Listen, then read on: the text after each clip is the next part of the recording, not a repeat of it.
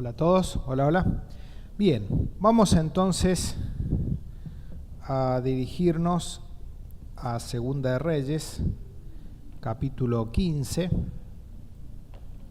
Segunda de Reyes, capítulo 15. Recordamos, estamos estudiando la historia de los reyes.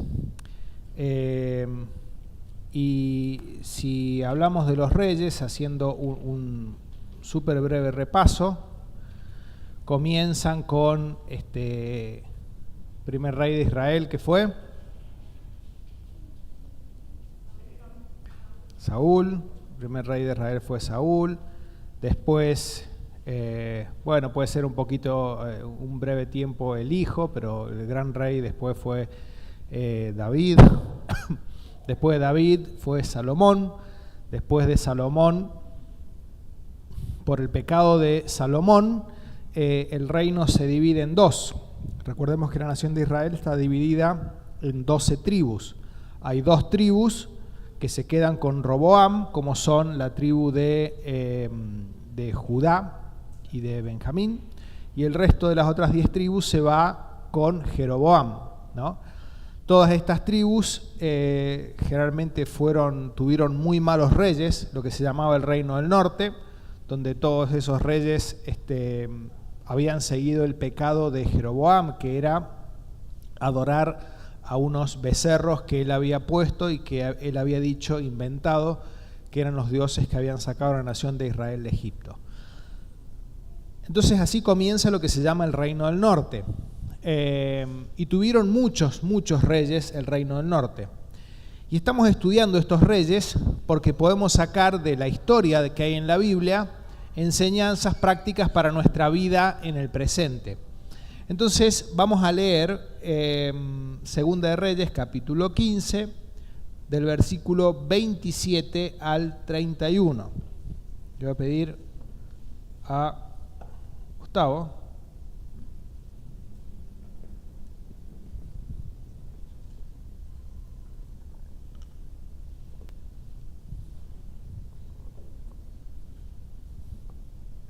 En el año 52 del reinado de Azarías, rey de Judá, Pekaj, hijo de Ramalías, ascendió al trono de Israel y reinó en Samaria 20 años.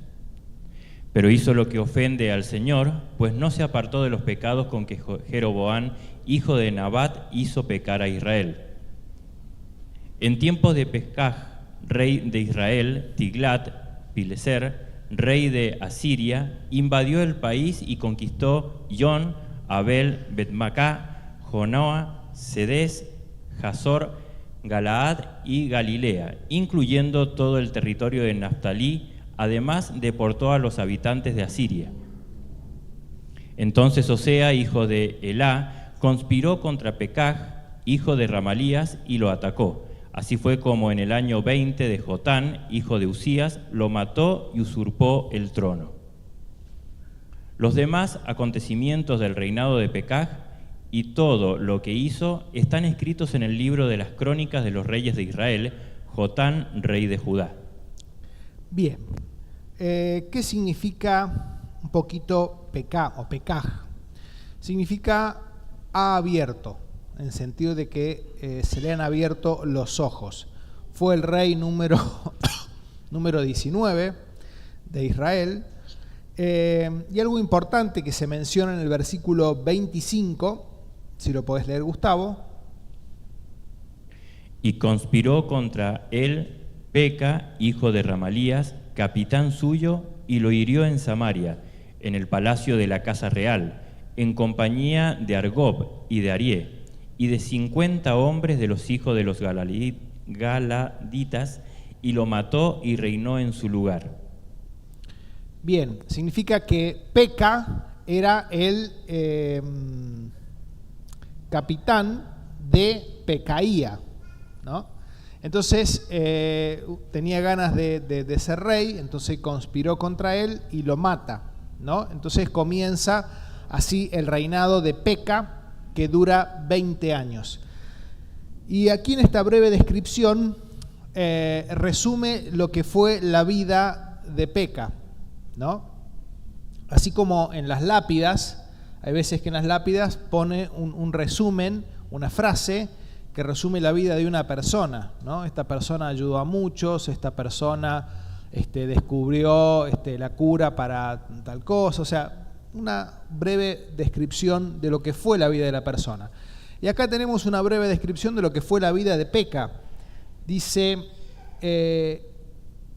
hizo lo malo ante los ojos de Dios, de Jehová, no se apartó de los pecados de Jeroboam, hijo de Nabat, el que hizo pecar a Israel. Es decir, un rey tenía una gran responsabilidad que era guiar al pueblo, ¿no? Y el rey se apartó tras la idolatría, ¿no? Adorar cosas que Dios no había escrito en la Biblia, y detrás de él siguió la nación, ¿no? Entonces, la vida de Peca fue una vida resumida por la desobediencia, fue una vida resumida por la rebeldía, ¿no?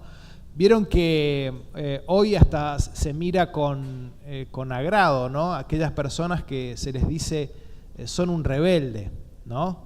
Hasta teníamos en su momento, varios años atrás, novelas que eran rebelde güey, ¿no? Y entonces el ser rebelde era como cool, estaba bueno, ser rebelde contra el sistema. Este hombre fue rebelde contra Dios. No obedeciendo a Dios y viviendo de espaldas a Él. Bien, después, fíjense, dice que él se hace aliados, era muy común en la época hacer alianzas. Él hace alianzas con Resín, que Resín era el rey de Damasco, ¿no? Hace una alianza con Resín, rey de Damasco, y quieren hacer una alianza con Acaz. Sé que es una ensalada de nombres. Peca era el rey del reino del norte, en el reino del sur estaba Acaz, y en Siria estaba Resín. Entonces, entre Peca y Resín hacen una alianza para protegerse contra la fuerza dominante de ese entonces, que era Siria.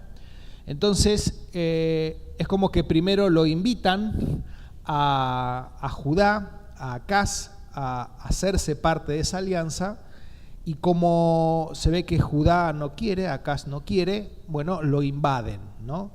Y vamos a leer Isaías 7, el 1, el 5 y el 6, Isaías 7, 1, 5 y 6, donde ahí se relata el objetivo que tenían el rey Peca y Resín. Aconteció en los días de Acaz, hijo de Jotam, hijo de Usías, rey de Judá, que Resín, rey de Siria, y Peca, hijo de Remalías, rey de Israel, subieron contra Jerusalén para combatirla, pero no lo pudieron tomar.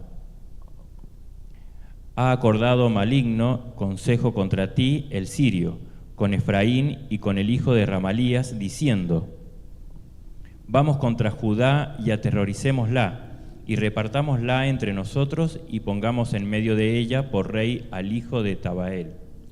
Bien, y no lo vamos a leer, pero en Segunda de Crónicas 28, 5 al 21, se relata esta primera invasión, ¿no? Segunda de Crónicas 28, del 5 al 21, se relata la invasión, cómo invaden el reino de Judá y se llevan a un montón de gente, ¿no? Llevan un montón de riquezas y se llevan un montón de gente para Damasco y también para Samaria, para el reino del norte. Y aquí yo quería resaltar, vamos a leer el versículo, Segunda de Crónicas 28, 8 al 11, porque hay alguien, cuando venían los ejércitos habiendo tomado botín, habiendo tomado a las personas y las llevaban para cautivas, Dios llama a un profeta que se llama Obed y le dice que vaya y les hable a los líderes del ejército del reino de Peca, y le dicen esto: también los hijos de Israel tomaron cautivos de sus hermanos a 200.000 mujeres, muchachos y muchachas, además de haber tomado de ellos mucho botín que llevaron a Samaria. Había entonces allí un profeta de Jehová que se llamaba Obed, el cual salió delante del ejército cuando entraba en Samaria, y les dijo: He aquí, Jehová, el Dios de vuestros padres, por el enojo contra Judá, los ha entregado en vuestras manos, y vosotros los habéis matado con ira que ha llegado hasta el cielo. Y ahora habéis determinado sujetar a vosotros a Judá y a Jerusalén como siervos y siervas, mas ¿no habéis pecado vosotros contra Jehová vuestro Dios? Oídme pues ahora y devolved a los cautivos que habéis tomado de vuestros hermanos, porque Jehová está airado contra vosotros. Bueno, los líderes escuchan a este profeta y liberan a los cautivos. Pero yo quería rescatar la valentía de este profeta Obed. Cuando un ejército tomaba una ciudad, se llevaban lo que significaba el botín, robaban pertenencias, eso era muy común en la época, robaban pertenencias y se llevaban personas. Las mujeres y las niñas tal vez servían para que se casaran, para darlas a sus hijos, para casarse ellos, y los hombres muchas veces eran como esclavos, como siervos, como siervas, ¿no? Entonces, económicamente para el reino ganador era muy beneficioso porque traía un montón de riquezas y además se traía mano de obra como esclavos, ¿no? Y esposas para sus hijos o para ellos. Entonces era muy bueno, vendrían muy contentos con este botín de ganar la batalla. Y había que pararse delante de este ejército que venía victorioso y decirle que lo que estaban haciendo estaba mal, que Dios les había permitido la victoria porque los de Judá habían hecho las cosas mal, pero que ellos habían excedido en lo que habían hecho. Había que ser muy valiente para hacer eso, ¿no? Otro profeta muy valiente, bueno, hay varios, pero uno que recuerdo mucho, que dijo una frase muy conocida: tú eres aquel hombre. ¿Quién fue?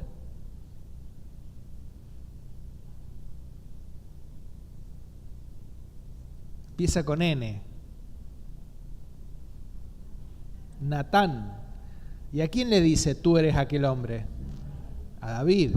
David era el rey. David había pecado, había mirado y había codiciado y se había acostado con la mujer de un hombre casado, ¿no? Y para encubrir su pecado había mandado a matar al esposo y después se casa con la que era viuda. Terrible pecado de David. Y a través de un cuento le hace ver su pecado y le dice Natán: tú eres aquel hombre, vos sos el que ha pecado. Qué valentía la de Natán para decir las cosas. Y acá lo primero que quiero que empecemos a reflexionar: realmente hay que tener valentía para decirle las cosas al otro cuando entendemos que está haciendo las cosas mal. No decirlo de cualquier forma. La Biblia dice, sino que sigamos la verdad en amor. Las cosas hay que decirlas con amor, de una forma correcta, pero hay que decirlas, ¿no? El buen amigo, dice Proverbios, fieles son las heridas del que hiere. ¿Qué está queriendo decir? Que gracias a mi amigo que me produjo una herida cuando me dijo algo que me dolió, pero que me permitió cambiar. Fieles son las heridas del que hiere, del amigo, ¿no? Entonces, qué importante que seamos valientes para decir las cosas. Hay que ser valiente para predicar el Evangelio. Hay personas que no les va a gustar que les digas que son pecadores y que si se mueren se van a una condenación y que necesitan el perdón de Dios para que el día que se mueran puedan ir al cielo. Hay personas que no les va a gustar. Tal vez un amigo, un conocido no le va a gustar cuando algo esté haciendo mal y uno amorosamente le reconvenga y le haga ver que está por un camino equivocado. 2 Timoteo 1:7, vamos a leer. 2 Timoteo 1:7. Porque no os ha dado Dios espíritu de cobardía, sino de poder, de amor y de dominio propio. Bien, Estaba hablando de los creyentes, todos aquellos que hemos creído en Jesucristo. Dios nos ha dado el Espíritu Santo en nuestro interior y dice que Dios no nos ha dado un espíritu de cobardía, ¿no? Alguno, ¿por qué no predicas el Evangelio? Y porque no me animo, porque me da vergüenza. Bueno, tenés en vos el poder para vencer eso, porque tenés el Espíritu Santo, porque has creído. Entonces, si dejás que se mueva con libertad el Espíritu Santo en tu vida, vas a poder ser alguien valiente, vas a poder alguien que manifieste amor y alguien que manifieste dominio propio, no alguien que manifieste cobardía, ¿no?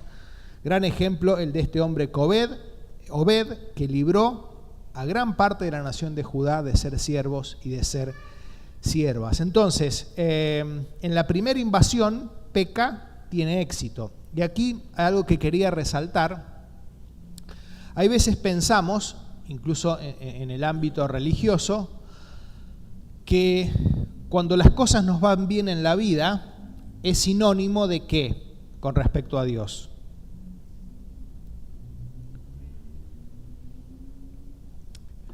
Y si dice Melissa que es sinónimo de bendiciones, y si Dios me está bendiciendo significa que yo estoy bien con Dios, ¿no? Entonces muchas veces relacionamos, me está yendo bien en mis negocios, me está yendo bien en la vida, en lo que me propongo me sale bien, entonces eso es sinónimo de que de que Dios me ha bendecido y de que yo estoy haciendo las cosas bien. Bueno, eso no es así en la vida, tampoco es así en la Biblia, ¿no?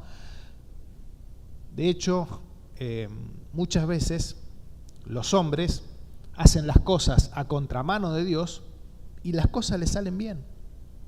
Y lo hacen una vez y les salen bien, y lo hacen 2 veces y le vuelve a salir bien, y le hacen 3, 4, 5, N veces y les vuelve a salir bien. Y uno puede decir, pero ¿cómo puede ser que les salgan bien estas cosas si están haciendo cosas totalmente contrarias a lo que Dios expresa en la Biblia por medio de su voluntad? Bueno, Dios tiene un tiempo en el cual a cada uno le va a llegar el castigo apropiado para lo que ha hecho.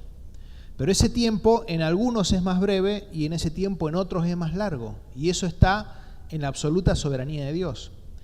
Entonces, la primera vez que Peca, hijo de Remalías, se asocia con Resín y van a luchar contra Judá, contra el reino de Acaz, les va muy bien. Se llevan despojos, traen a la gente que después la tienen que devolver, pero la primera vez le va bien. Y él podría haber creído, mira vos, puedo vivir con esta idolatría apartado de Dios y las cosas salen bien. Quisiera que leyéramos Isaías 3, 10 y 11, porque cuando pasan estas cosas, cuando alguien que hace las cosas mal le va bien, al menos en el corto plazo, el justo puede preguntarse, pero ¿vale la pena vivir para Dios? ¿Vale la pena obedecer? ¿Vale la pena seguir los mandamientos de Dios y a veces con sacrificio, a veces que es difícil, y mirá aquel otro cómo vive y le va muy bien, ¿no? Isaías 3, 10 y 11. Decida al justo que le irá bien, porque comerá de los frutos de sus manos. Ay del impío, mal le irá, porque según las obras de sus manos le será pagado. 2 cosas. Díganle al justo, aquel que hace las cosas bien, aquel que en primer lugar ha pedido perdón por sus pecados y ha creído en Jesucristo como su Salvador, aquel que vive tratando de agradar a Dios. Decida al justo que le irá bien. Decida al justo que le irá bien. ¿Significa que se van a llenar nuestros bolsillos de dinero? No. Puede que Dios nos bendiga en nuestro negocio o puede que simplemente tengamos lo necesario para nuestra subsistencia. Eso está en la soberana voluntad de Dios. Pero que nos vaya bien significa que lo que emprendamos para Dios nos va a ir bien, que medianamente nos va a ir bien en las cosas que hagamos también en este mundo, que siempre de acuerdo a su voluntad, que por supuesto Dios tiene cosas preparadas allí en los cielos para aquellos que han creído, ¿no? Decid al justo que le irá bien. Qué hermosa expresión, cuando tal vez hay desánimo, porque parece que el que hace las cosas mal sale ileso, ¿no? Decida al justo que le irá bien. Pero también díganle al impío, dice, díganle al impío que le irá mal. Díganle al impío que le irá mal. ¿Quién es el impío? El asesino serial, todos los terroristas estos que han hecho atrocidades con Israel. Bueno, sí, pero impío es toda persona que está lejos de Dios. Y la Biblia dice que todos estábamos lejos de Dios. Algunos nos hemos acercado a Dios por medio de Jesucristo pidiendo perdón por nuestros pecados, pero la Biblia dice que todos somos pecadores y estamos lejos de Dios. Decid al impío que le irá mal. Y la Biblia dice que todos los seres humanos son pecadores. Y la Biblia dice, Jesucristo mismo dijo allí en Mateo 7, que el ser humano va en un camino ancho. Hay dos caminos, el camino ancho y el camino angosto. Y el camino ancho, ¿a dónde conduce? ¿Dónde termina?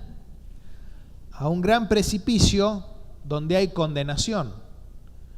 Entonces, el ser humano transita por ese camino ancho, fácil, de ignorancia hacia Dios, de rebeldía contra Dios, y todo ser humano que no haya pedido perdón por sus pecados, lamentablemente le va a tocar terminar ese camino en la condenación eterna. Por eso dice, decida al impío que le irá mal, porque según las obras de sus manos le será pagado. Dios le va a retribuir en algún momento conforme a lo que ha hecho, y Dios sabe lo que cada uno ha hecho. No hace falta andarlo publicando, Dios sabe lo que cada uno ha hecho. Pero aquí tenemos que decir, decid al impío que le irá mal, salvo que algún día en su vida se arrepienta de sus pecados y crea que Cristo murió en la cruz ocupando su lugar. Porque entonces, al pedir perdón por nuestros pecados, Cristo nos limpia, Cristo nos transforma y nos hace sus hijos. Y comenzamos una nueva vida con Dios. Bien, vamos a leer entonces ahora sobre la segunda invasión que se relata en Segunda de Reyes, un poquito más adelante, del 7 al 9.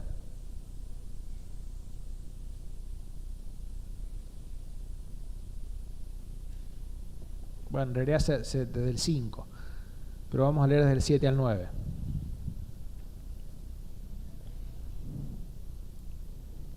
Segunda de Reyes 16, 7.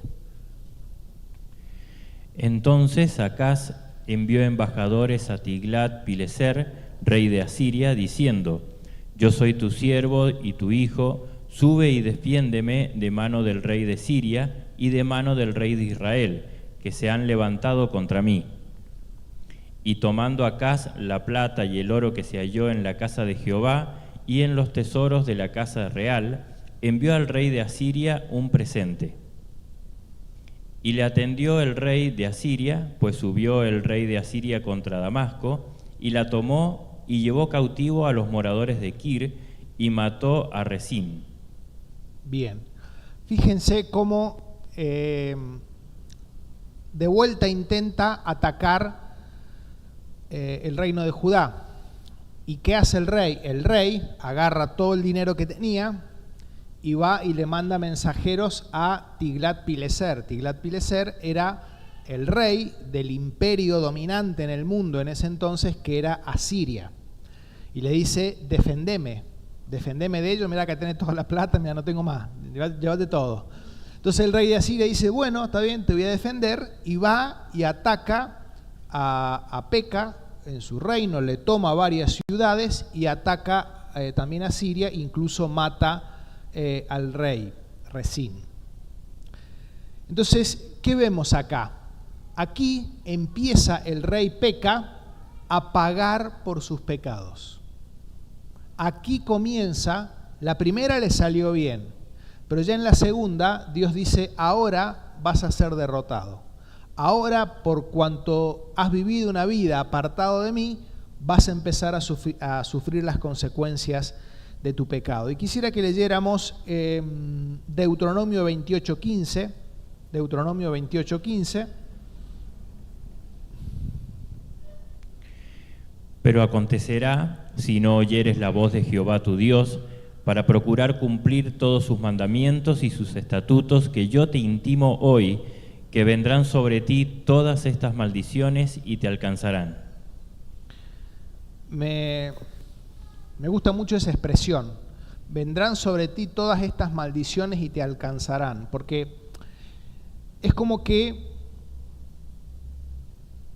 cuando yo peco, se genera una consecuencia por ese pecado, ¿no? Y hay veces que la consecuencia de mi mala acción tarda en llegar, ¿no? Hay veces que llega más rápido y hay veces que llega más lento. Ahora, ¿alguno puede correr más rápido que las consecuencias de su pecado?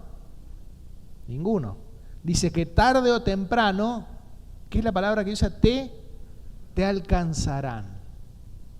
Tarde o temprano las consecuencias de vivir una vida apartado de Dios llegan. Tarde o temprano llegan. Entonces, esto es lo que le pasa a Peka. Y quisiera aprovechar para hablar de un tema. Una de las palabras que hacía Lauro en el juego es disciplina. Disciplina. Vamos a leer, le voy a pedir a Andrés que lea Hebreos 12, del 5 al 8. Dice: y habéis ya olvidado la exhortación que como a hijos se os dirige, diciendo: Hijo mío, no menosprecies la disciplina del Señor, ni desmayes cuando eres reprendido por Él. Porque el Señor al que ama, disciplina, y azota a todo aquel que recibe por hijo. Si soportáis la disciplina, Dios os trata como a hijos, porque ¿qué hijo es aquel a quien el Padre no disciplina? Pero si se os deja sin disciplina, de la cual todos han sido participantes, entonces sois bastardos y no hijos. Bien. Dios disciplina a sus hijos. Esta es una enseñanza clara de la palabra de Dios. Y dice el último versículo: si Dios no disciplina, sois bastardos y no hijos. Es decir, aquel que no es hijo de Dios, ¿cómo somos hijos de Dios? Somos hijos de Dios por medio de pedir perdón por nuestros pecados y de creer en Jesucristo, ¿no?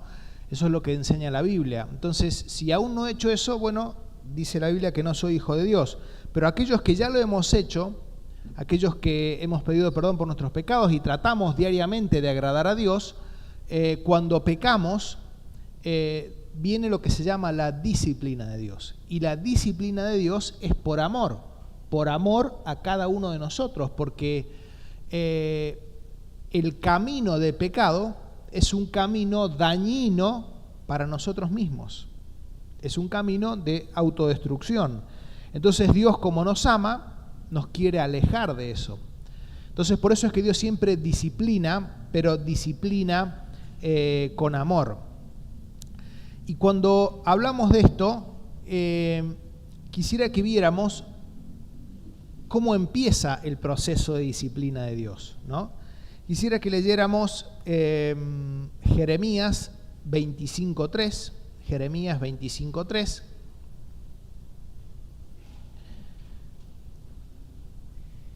Desde el año 13 de Josías, hijos de Amón, rey de Judá, hasta este día, que son 23 años, ha venido a mí palabra de Jehová, y he hablado desde temprano y sin cesar, pero no oísteis. Bien, dice que Dios les había estado hablando. ¿Cuánto tiempo les estuvo hablando? 23 años. ¿Cómo les estuvo hablando? Todo el tiempo, sin cesar. Y dice que cuando ya fue tarde, ¿cuándo les empezó a hablar? Desde temprano. O sea, cuando yo me desvío del camino, inmediatamente Dios va a empezar a hablarme. ¿Cómo me va a hablar? Y a veces cuando venga una reunión, Dios va a hacer que de algún momento algo del mensaje me toque, porque Dios me está queriendo hablar. Algún versículo tal vez en la semana, tal vez algún hermano o hermana que se acerca y me dice, che Gabriel, esto que estás haciendo no está bien. Dios habla cuando es temprano. Dios habla cuando es temprano. Y Dios en su amor habla incesantemente, porque Dios nos ama y porque Dios desea que cambiemos. Fíjense lo bueno que es Dios.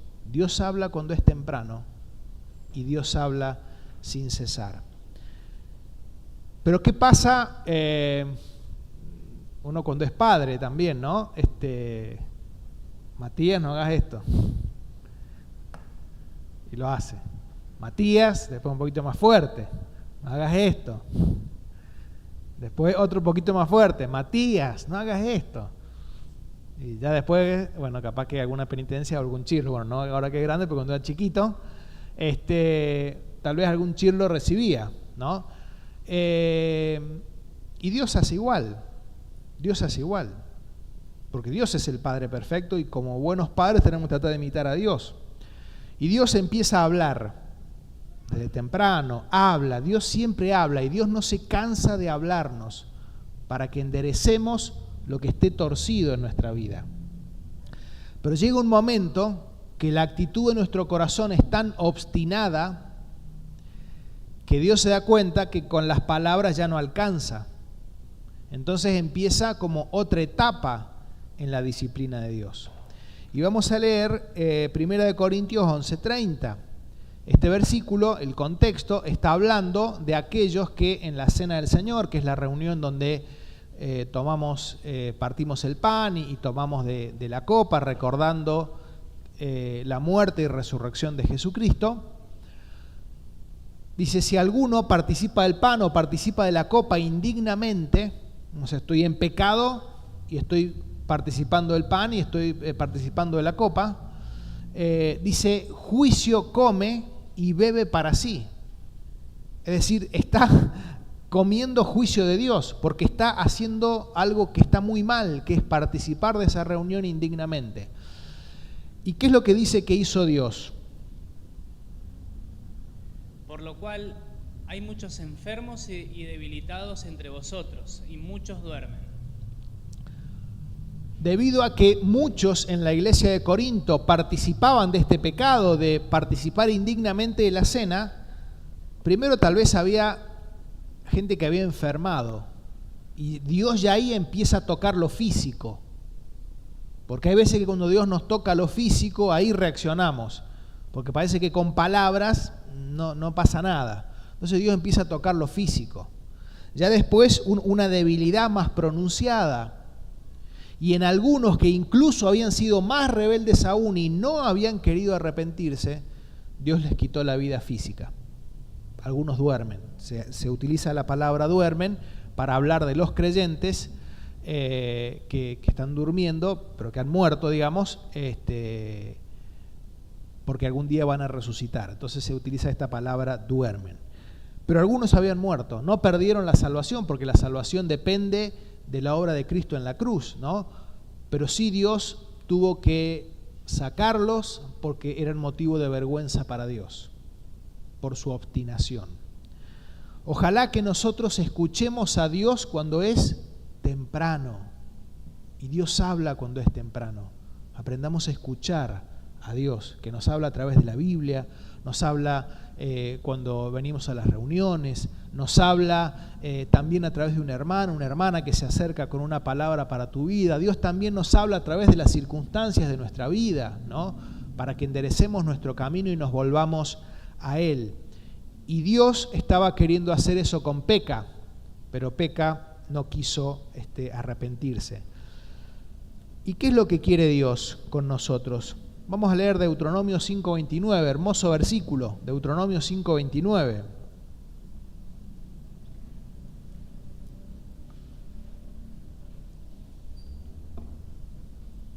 ¿Quién diera que tuviesen tal corazón, que me temiesen y guardasen todos los días todos mis mandamientos, para que a ellos y a sus hijos les fuese bien para siempre. ¿Qué quiere Dios? Bien, obediencia. ¿Qué quiere hacer con vos y conmigo? Bendecirnos. Dios quiere bendecirnos. Lo dice el versículo. Dios quiere bendecirnos. ¿Qué impide que Dios nos bendiga? Mi corazón. Un corazón rebelde. Un corazón que no quiere seguir a Dios. Un corazón que no se quiere arrepentir de sus pecados. Un corazón que quiere hacer la suya. Vivir la vida como a mí me da la gana. Dios nos ama y Dios quiere bendecirnos, como todo padre que desea lo mejor para sus hijos. Pero si su hijo está rebelde, está desobediente, si lo bendigo es contraproducente, porque estoy reafirmando su mala conducta. Entonces lo que tengo que hacer es de alguna forma hacerle ver que lo que está haciendo está mal. Ojalá que esta lección de hoy del rey Peca nos haga reflexionar a que cuando estamos por mal camino sepamos escuchar cuando Dios nos habla desde temprano y sin cesar, para no llegar a consecuencias mayores. Bien, vamos terminando. ¿Qué termina pasando? En el versículo 30, Oseas, hijo de Ela, conspiró contra Peca, hijo de Remalías, y lo hirió y lo mató y reinó en su lugar. ¿Qué hizo él al principio? Al principio de la historia, ¿qué hizo él?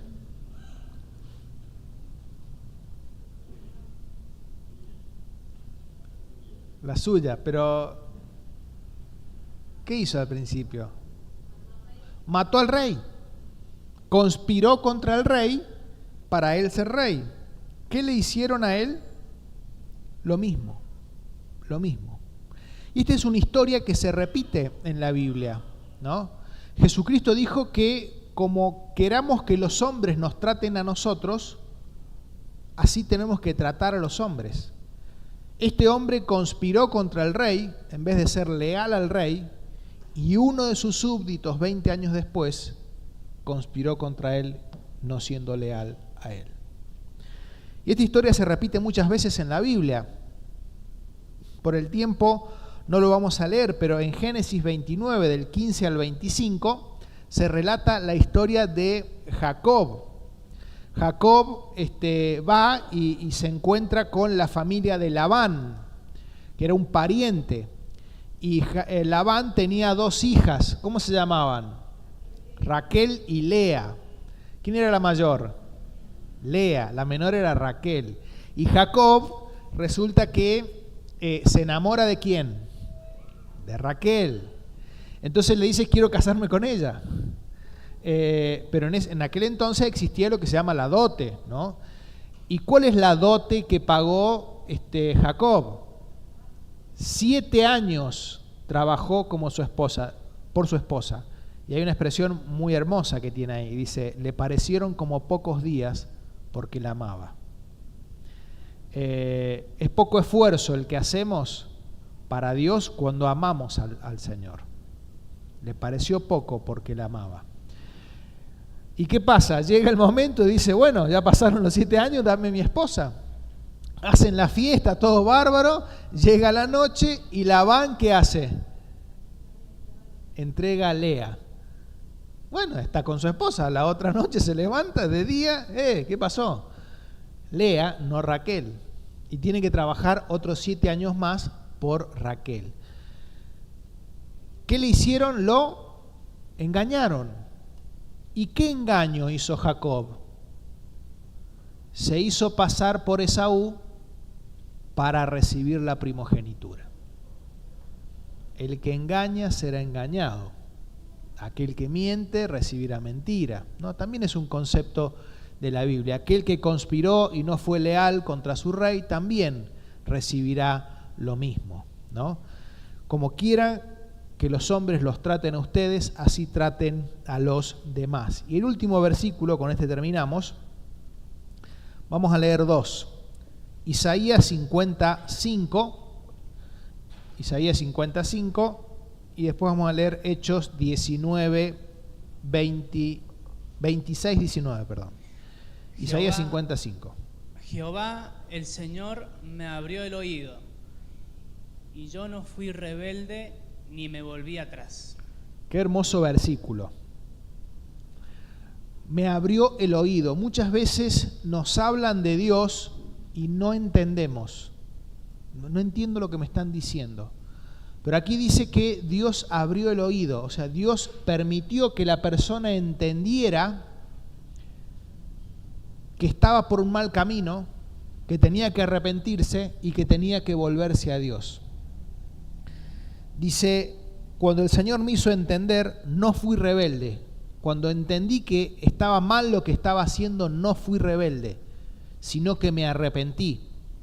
Comencé a caminar el camino de Dios y ¿qué no hice? No me volví atrás. No me volví a mi vieja vida.